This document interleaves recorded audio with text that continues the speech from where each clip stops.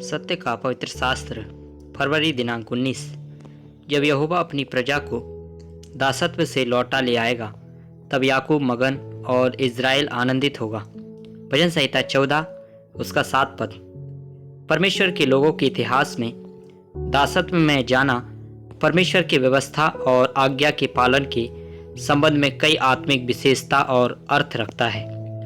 व्यवस्था विवरण 28 अध्याय का 15 पद, 32 पद, 47 पद और 48 पद। परंतु यदि तू अपने परमेश्वर यहोवा की बात ना सुने और उसकी सारी आज्ञाओं और विधियों के पालने में जो मैं आज सुनाता हूँ चौकसी नहीं करेगा तो ये सब साप तुझ पर आ पड़ेंगे। तेरे बेटे बेटियाँ दूसरे देश के लोगों के हाथ लग जाएंगे और उनके लिए चाव से देखते देखते तेरी आंखें रह जाएंगी और तेरा कुछ बस ना चलेगा।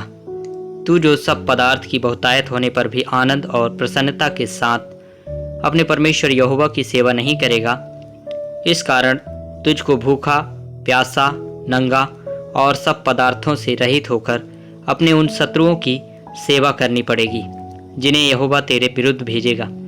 और जब तक तू नष्ट ना हो जाए तब तक वह तेरी गर्दन पर लोहे का जुआ डाल रखेगा। इज़राइल के परमेश्वर यहोवा ने लोगों को अवज्ञा और विद्रोह के परिणामों के बारे में पहले ही से चेतावनी दे दी थी। इस प्रकार परमेश्वर का न्याय पूरा हुआ। यरूशलेम में मंदिर के अर्पण के विषय में राजा सुलेमान द्वारा भी उनकी अगुवाई से लौटकर वापस आने की प्रार्थना की गई थी। दूसरा इतिहास 6 अध्याय 38 से 39 पद।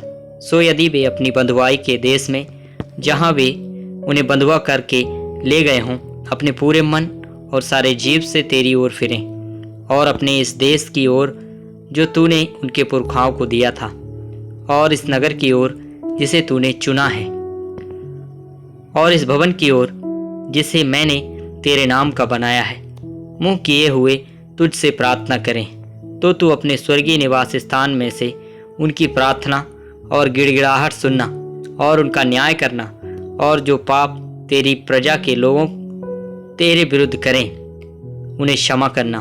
लेकिन अनुग्रहकारी परमेश्वर इज़राइल के लोगों को छुटकारा करने के लिए तैयार था। हर बार जब वे पश्चाताप करते थे और उनकी दया और क्षमा की खोज में प्रभु के पास लौट आते थे, परमेश्वर यहोवा बंधुओं को फिर से लौटा लाता और लोगों को अवशेष के रूप में इज़राइल की भूमि पर लौटा देता। व्यवस्था विवरण 30 अध्याय 3 पद।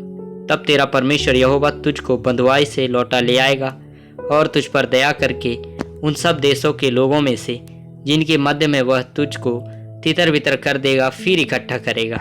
यिर्मयाह 30 अध्याय 3 पद।